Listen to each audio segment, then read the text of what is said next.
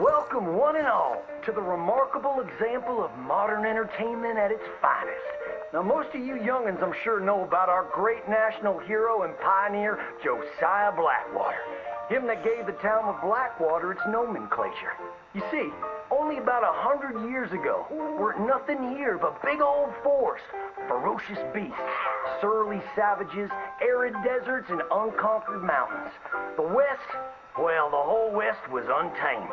Your mama probably told you bedtime stories about Josiah's many adventures, but I'm gonna tell you a story you ain't likely to have heard about his possum hat. Now, Josiah Blackwater was born in the year of our Lord 1782 in a log cabin just west of Ansburg. He was a special boy.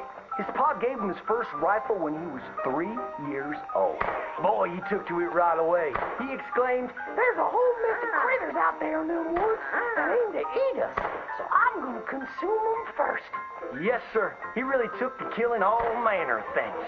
He was such a keen shot. One morning, he was sorting up some winter turnips for the root cellar when a big old bear and her cubs came in the kitchen hunting for food. It had a mind to eat up all the jams and preserves. Josiah grabbed that bear and wrestled her to the ground and squeezed and squeezed and squeezed.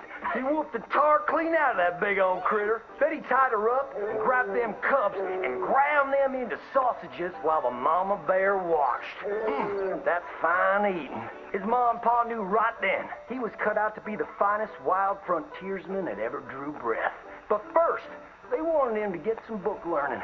After only 3 days of attending school, Josiah beat the living daylights out of the class bully and announced to his daddy that he was tired of ciphering and mathematics on account it's only good for adding up the number of critters or Indians you can kill. So he ran away from home and headed west. Now, these lands were occupied by savages then, and when Josiah Blackwater came scouting through, he recognized it to be a land of splendor, wasted on those that couldn't appreciate it on account of worshiping false idols. He got rid of all them pesky buffalo, and thereby ensured those infernal Injuns didn't have nothing to eat.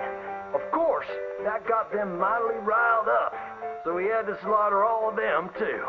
Just like his daddy had once done to the Redcoats in 1775. Right about that time, he met an Indian girl he took pity on account of having annihilated her family. She was 12 years old, and so he took her as his wife. She gave him 2 sons before she died of typhus. Now, y'all know that Josiah Blackwater wore a possum for a hat. But most don't know how that came to be. Well, one day, old Josiah was riding a couple of alligators down the Lanahatchee River. Riding, standing up, and shooting eagles right out of the sky when he sees a big old mountain lion about to eat a possum. Josiah grabbed that mountain lion by the tail and wrestled it till it was plumb dead.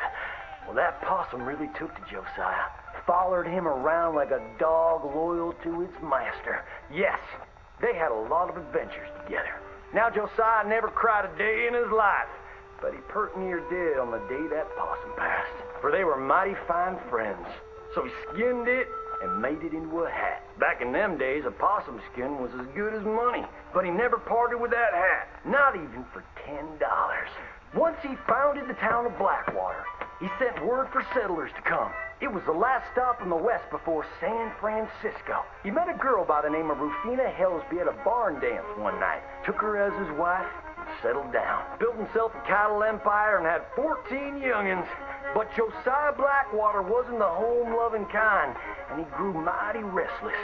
One day on the courthouse steps, he announced, "You may all go to hell, and I will go to Saint Denis." And so he did. Enjoyed French pursuits of strumpets and wanton gluttony, which is where he came upon the idea of running for Congress.